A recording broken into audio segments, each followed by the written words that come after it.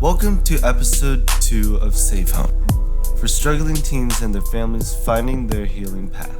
I am Joey, a teen recovering from substance use, suicidal ideation, depression, and anxiety. And I'm Joey's mom, Beth, and I am walking beside him as he works hard for his recovery while I work hard on my own personal growth and healing. We have created this podcast to transform the pain we've endured over the last several years into helping other troubled teens and their loved ones. We want to share what we've learned, what we've seen, what has worked and what hasn't. We are not experts in anything except our own stories, and we encourage you to seek out professional help if you are struggling. We have a list of resources in the description. Please note that this episode contains some swear words, descriptions of drug use, and mentions of suicide attempts, and may not be appropriate for sensitive listeners or younger children. We want to make sure everyone knows that this podcast is not glorifying or endorsing illegal activity or substance use. This podcast is for educational, prevention, mitigation, and harm reduction purposes. For this and the next several episodes, we will be talking about one specific drug or drug class. In today's podcast, we will be diving into cough medicine and other over-the-counter drugs. Did you even know that cough medicine abuse was a thing? I was absolutely clueless about this until Joey landed in the ER with an overdose. And many other parents I've spoken to had no idea that kids would abuse over-the-counter medicines either. Joey and I think it's really important to inform the public about this accessible substance that's right under our noses. Dextromethorphan, or DXM, is the active ingredient in cough medicines like Coricidin, Robitussin, Dimetapp, and NyQuil. Diphenhydramine is the antihistamine found in over-the-counter medicines like Benadryl, Sumanex, and Unisum. Both of these substances, when used in very high doses, can get kids hooked and are very dangerous. So, Joey, what do the kids call these drugs? Do they just use the regular names, or do they have other names for them? Well, names I've heard have very popular ones are triple C's, Red Devils, and then for that's for triple C's, and then for Robitussin, or that's for Coricidin, but for Robitussin, I would call it Robotripping, like anything with Robo, because it's like Robitussin, so like it kind of makes sense. What's a triple C for? Why do they call it triple C? On the pill, there's actually 2 C's on the pill. I don't know why they call it triple, but there's like 2 C's on the pill. I think the whole medicine name is called Coricidin cough and cold. Maybe that's where the three C's came Coricidin from. cough and cold. Oh, okay. Yeah, I actually didn't know that. I wonder why they only put 2 on the pill. Okay, well, anyway, when anyone uses a substance, whatever it is, there's something they get out of it, something good that they get out of it. So what do kids like about taking these over-the-counter medicines in high doses? Well, obviously it gets you high. In medium doses, like for a Coricidin, I would say like 250 milligrams. It's sort of like a party drug. It gets you high, it kind of makes you feel drunk. But at high doses, I would say it's more of like a dissociative and like ketamine. It's very much like ketamine, which is a tranquilizer, a horse tranquilizer. But that's dextromethorphan. Diphenhydramine, which is in Benadryl, actually is more of a trip. Only in high doses, it seems that for me that it gives me more of like a psychedelic kind of like words popping off of the wall and kind of stuff like that. You're hallucinating? Yeah, you're hallucinating a lot more, whereas with triple C's, you're going to be more disassociated than tripping. What does that mean, disassociation? I don't know what that means in practical terms. In practical terms or in like street terms, I would say it's like you're leaving your body. Okay. And kids like to do that. Well, in a sense, most people who do it are struggling with like internal problems, I would say. Mm-hmm. Mm-hmm. So they want to escape this reality, and that's a very easy way to do it. That makes sense. Okay, so dissociation. Okay, so these drugs and ketamine, which is a whole different, definitely not available over the counter. Oh, But, no. it's also dissociative. Okay. Yes. And what is bad about taking these over-the-counter medicines in high or even medium doses? Higher and medium doses, they can easily affect your internal organs because you don't know exactly what's in them if you're not looking for the right Yeah, I- stuff.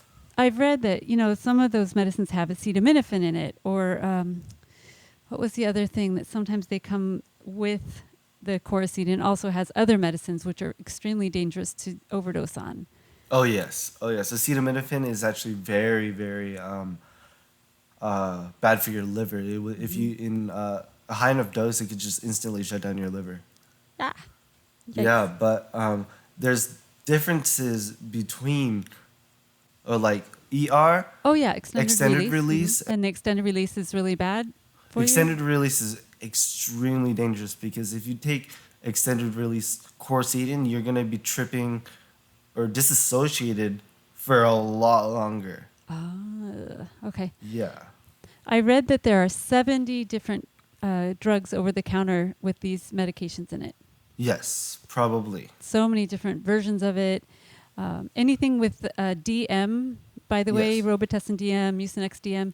The DM is stands for the DXM, which is that dangerous part of the drug that we're talking about.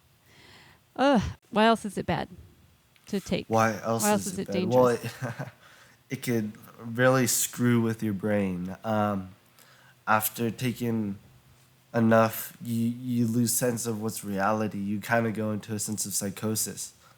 Ooh, that sounds scary. And it sounds like mental health wise really scary.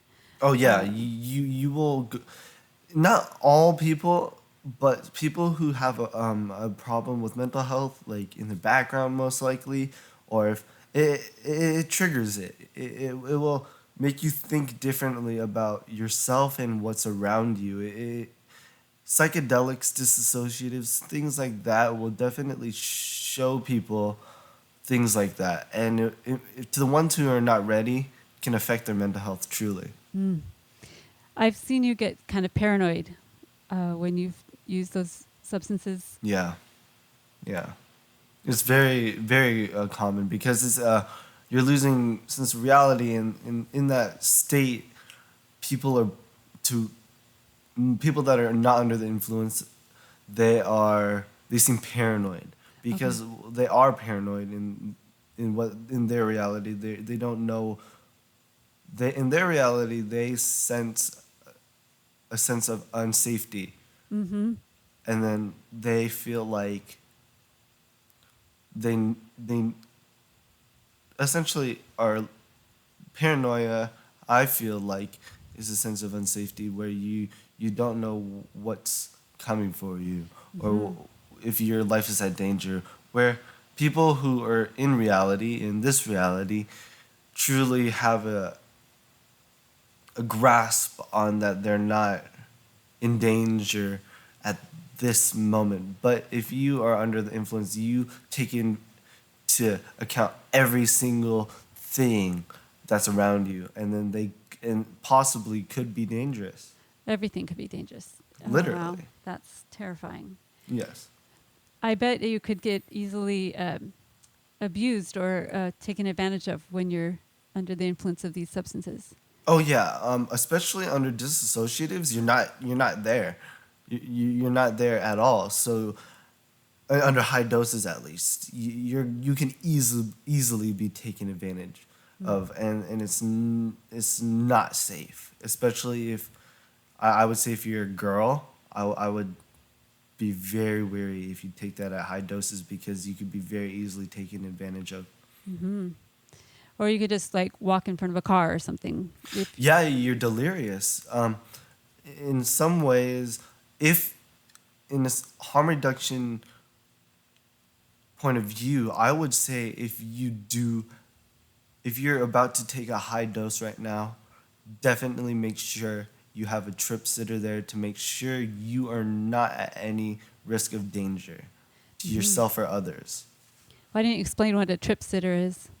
Well, a trip sitter is someone who's not under the influence of anything, who is there to reassure the person who is under the influence that they are under the influence and that they are going to come back to reality. And that's a good reassurance that you are going to come back and you are just under the influence of a substance, because usually you forget about that when you're under the influence. You're taking a hold of the substance, and the substance can control your mind to think that it's in that reality which you perceive you are in. Yeah, you totally lose your grip on reality. Yes. Have you used a trip sitter before?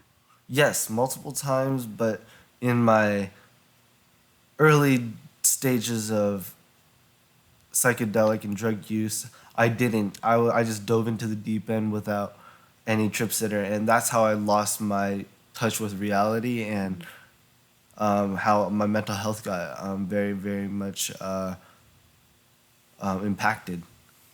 Right. That's when you tried to kill yourself, right? Is that Yeah. what you're talking about? Yeah. Really, really scary. Yeah. Wow. What made you use this substance in the first place? How did you hear about it? What was the initial try about? Well, the initial word that I got it from was actually from a psych ward or a mental health hospital. It was very ironic, actually. I just happened to be in a hospital where kids knew about that, and they told me about it, and I got interested in, like an addict mind, you find ways to escape, and when you don't have your fix, you go to something that isn't your fix, and that was my new fix was that, because I tried it once and then got me hooked.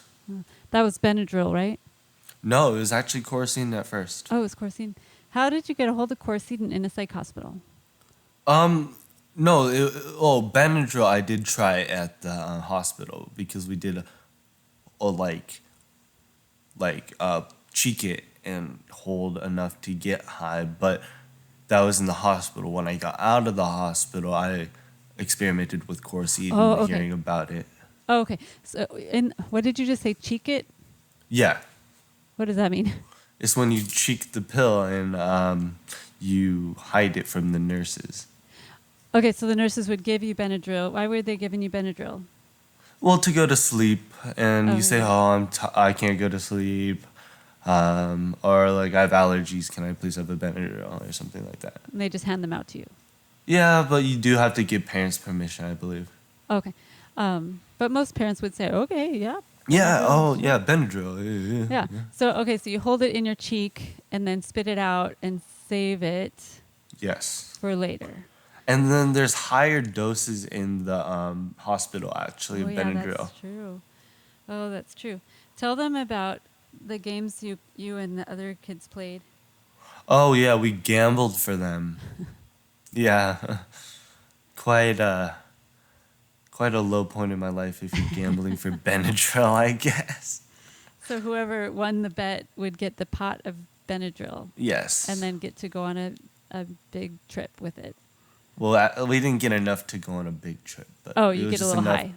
Just a little high, yeah. Okay, but that's good enough for someone who's addicted to substances in a hospital where you can't just go get whatever you want.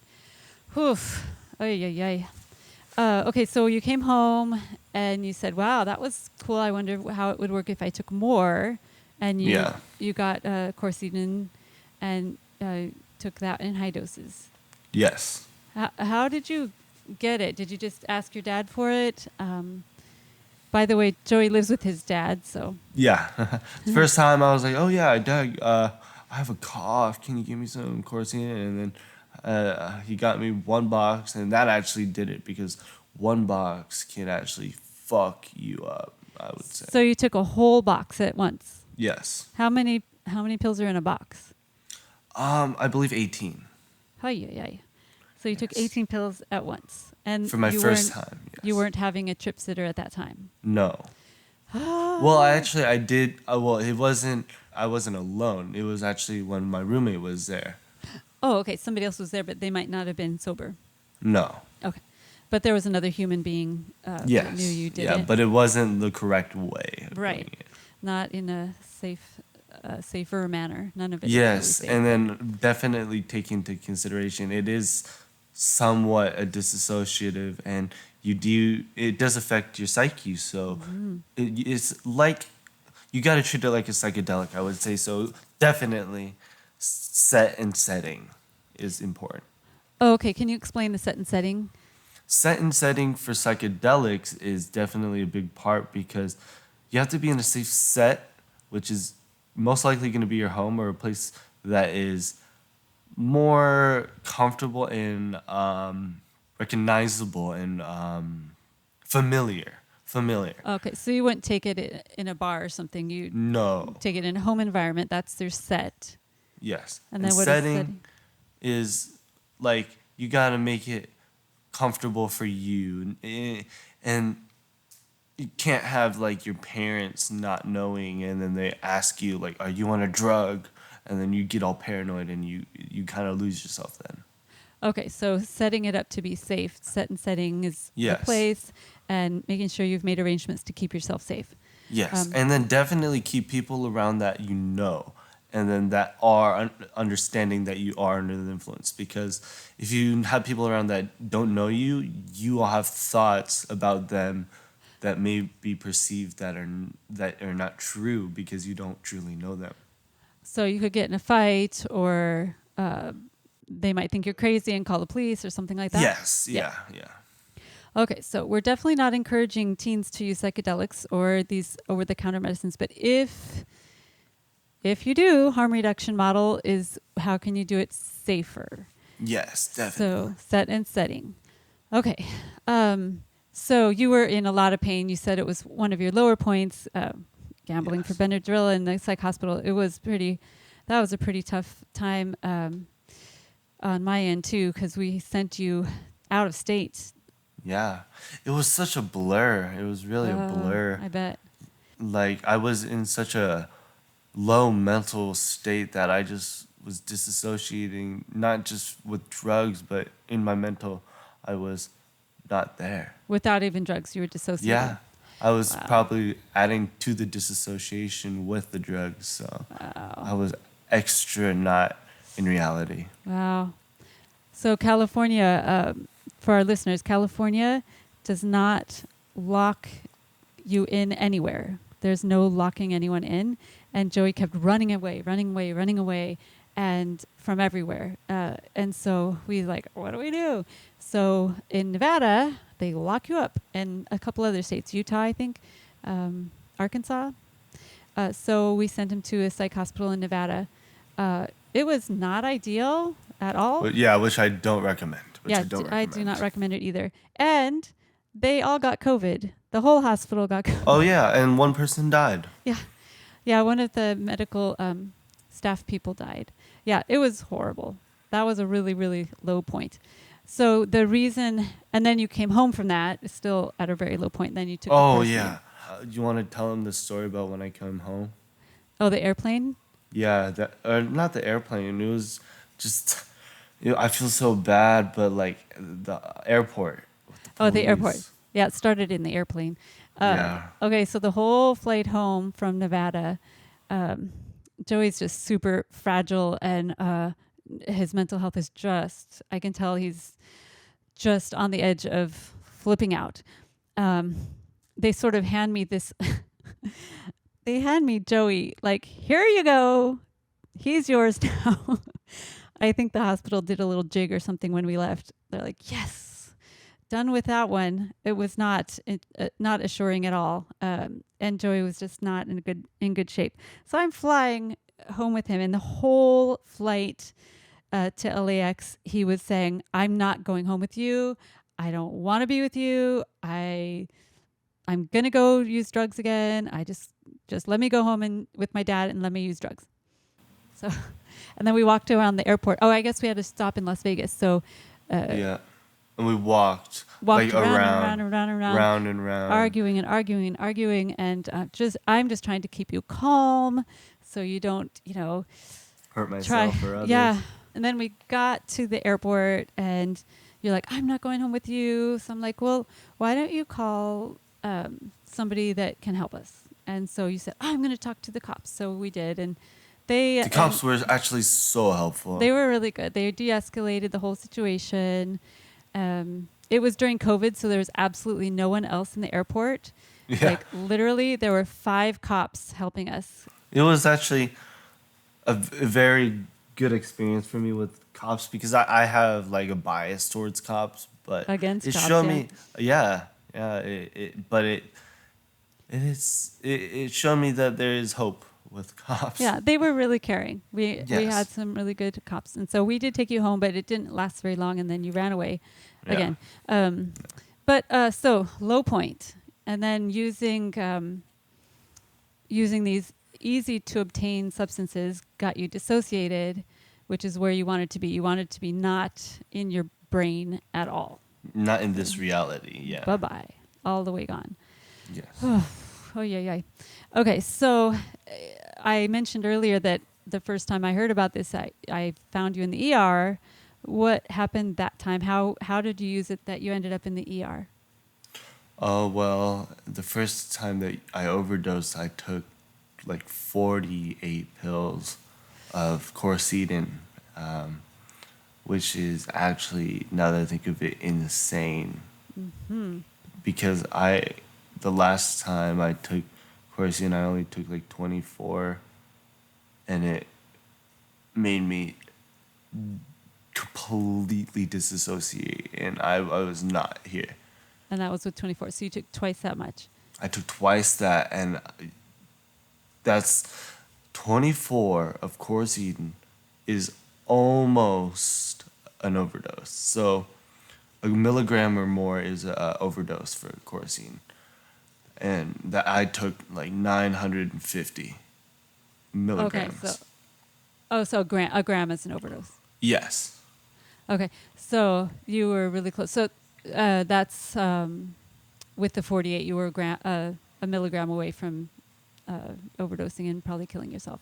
No, with just 24. 24. Yeah, so Oh my gosh. I overdosed. I did you overdose. You really badly overdosed. Yeah, the doctor said, oh yeah, he could have died easily. Yeah, no. I don't know how I survived. I don't know either. Actually, now that I think of it, I was so out of it that the whole memory of that was a dream. It literally felt like a dream. The memory of when I first took it through the day, it just, because it's funny. I visited the place I took it the day or like a week after, and it literally the whole day at that place I was like, I swear to God I've been here before, because it was the first time going there when I took it, but then it was the second time going there I didn't remember being there. Wow. You So it felt took like a it not dream. at home. You took it No. somewhere else. Oh wow. Yeah. Do you remember me visiting you in the hospital? No, I don't remember anything about Really? the hospital. I just remember, I think they put like a catheter in me, and that's the only thing I remember, and that was the weirdest feeling because I was under the influence, and it was just like, whoa. But that's like the only thing that I really can truly remember is that. But it's just a blur after that. Wow. Well, I'm kind of glad you don't remember because we were kind of fighting. I was like, what are you doing? I was super grateful that you weren't dead, but like, criminy, can you stop doing this? Yeah. But obviously that didn't help. But that was not a good day. That was a really bad day. And then you would think that would be the last time that would happen, but it happened again in a week, I think, right? Yeah. And then the first time I wasn't hospitalized. The second time I was, I believe. Oh, okay. Yeah, there's probably a couple times you used it and you were just like comatose, but at home and nobody maybe even knew. No, yeah, I think I've seized multiple times. Like had a seizure? Yeah, Really? yeah, How do you figure? because I wake up on the floor. And you were in the bed when you started? No, I was standing and I wake up on the floor. Oh. Whoa. That's scary. So you have Yeah. no idea what happened because no one else Yeah. was there at the time. Yeah, no one else is there. So I might have had seizures. I most likely comatose myself multiple times. Wow. Yeah, the doctor was like, yeah, he was pretty well out of it for a long time. And there's nothing they Really? could do because it's But- not in your stomach or anything. Yes, it's in my system. Yeah. It's literally in my blood So- or in my brain. So, Yeah, they just kept track of your vital signs and like, okay, let it wear off. essentially, they were just hoping I came back. Yeah, So Yeah. I could have just never came back. yeah, pretty Whoa. easily. Yeah, Whoa. that's pretty terrifying, huh? Yeah. So, forewarning to people that take it, or are trying to take it, or about to take it. Just know that you may never come back from what you are about to do, Yeah, and that's the scariest feeling.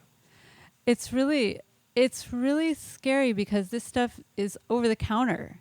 Yeah, and wouldn't it think can get you to a point of so messed up that you are no longer in this reality. Yeah. Whew. All right. So, do you know other kids who are using this stuff? Yeah, Okay. So kids are using it probably because it's so cheap, right? And easy to get. yeah, and well, you can find it in a drugstore or like a normal store, and you can easily get it for free by stealing it. So yeah, kleptomaniac is someone who kind of is hooked on stealing Yes, because it gives you a rush. yes, And they have them in, they have them in little boxes right there on the shelf. Yep. So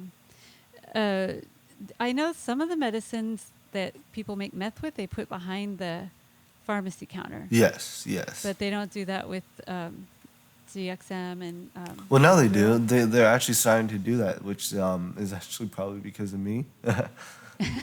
Because no, like I'm serious. Because I used to steal all the boxes of Chloroseed at Target, and now they're finally putting them behind the counter. Okay. Yeah, Well, you're changing the world. yeah, I'm changing the world. Yeah. But now some other kid can't steal it because it's not available Yep. on the shelf so easily. Yep. At least at that Target.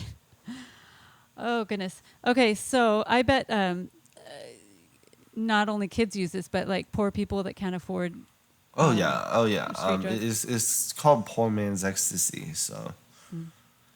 Yeah. So cheap and easy to obtain. Yes. What have you done to get off of using it? Well, a lot of treatment, and then also a lot of mental preparation for the next day of not doing it. So if you come off of it, you're very Chloroseidine or DXM.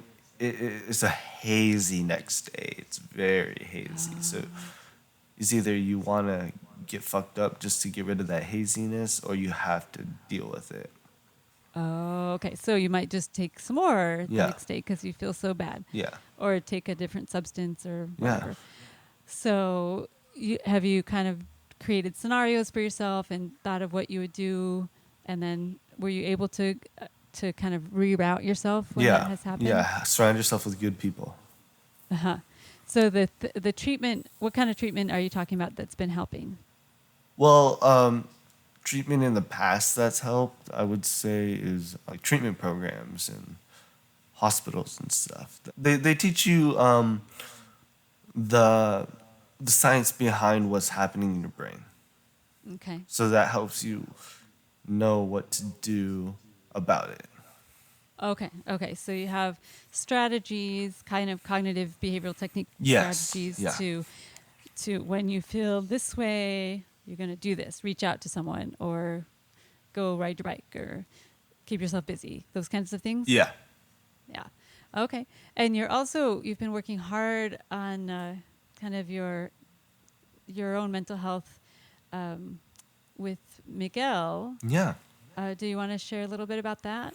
I guess we could get into a little bit of that. I mean, I'll just summarize it. He just helps me with trauma. That's the basic. That's the basics of it, and understanding that your childhood trauma can form who you are in the present, and then working through that trauma can break you free to develop into the true human that you can become.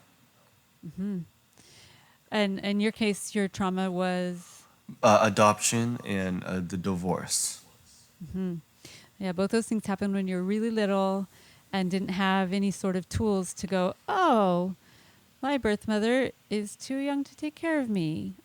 You had no clue what was happening. So that's, and when I divorced you from your dad, you were 4, but 4-year-olds still don't know how to process major events like that. And I did not do a good job. I didn't understand trauma at all back then. And if I would have done things, I was still divorced your dad, but I would have done it differently if I were to do that today. Yeah. So, but I'm so proud of you, the work you've been doing with Miguel, because I think that's core to how you're able to heal yourself and to come to a place now where you are feeling so much better and not reaching out for those substances. Yeah. Thank you. It's that inner work that is so tough.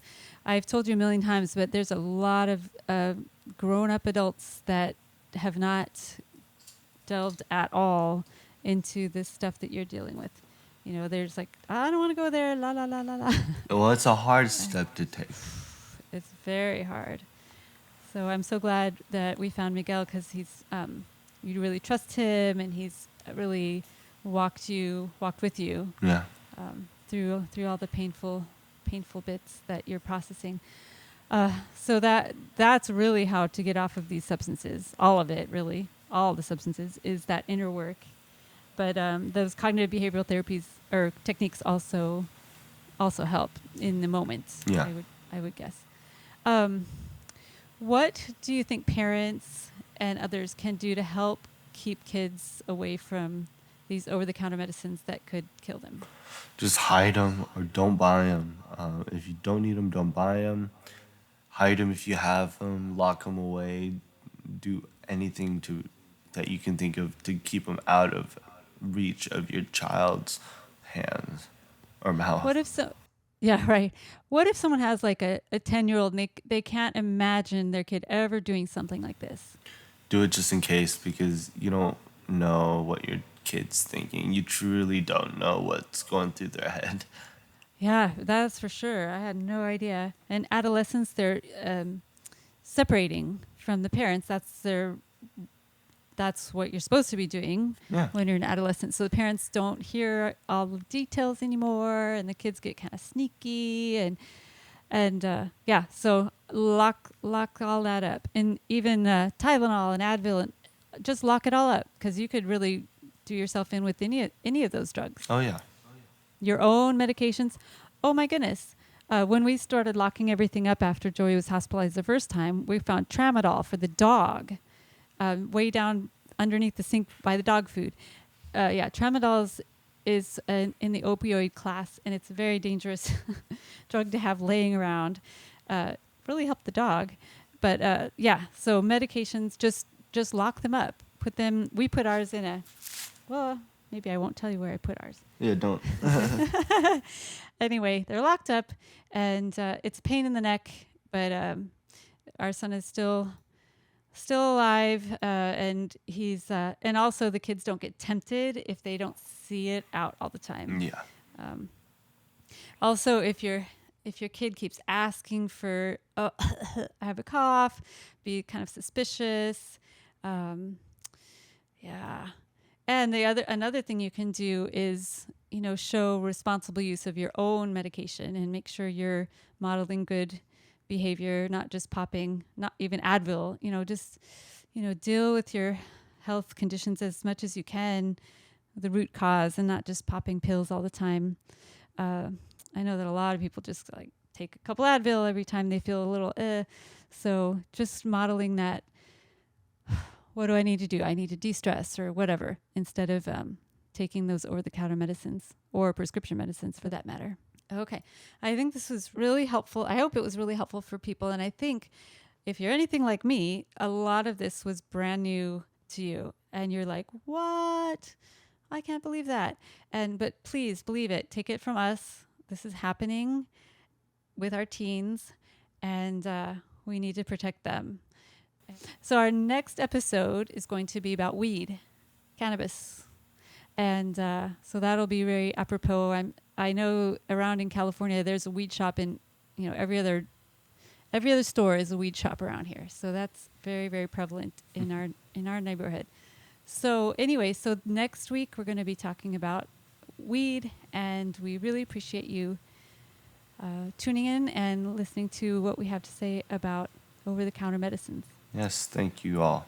If you would be so kind as to share this podcast with other teens or families that have teens, or teachers or coaches or addiction medicine professionals that might not be aware of what else is going on with kids, please share this episode or our podcast in general, and please rate us in Apple Podcasts if you have a chance.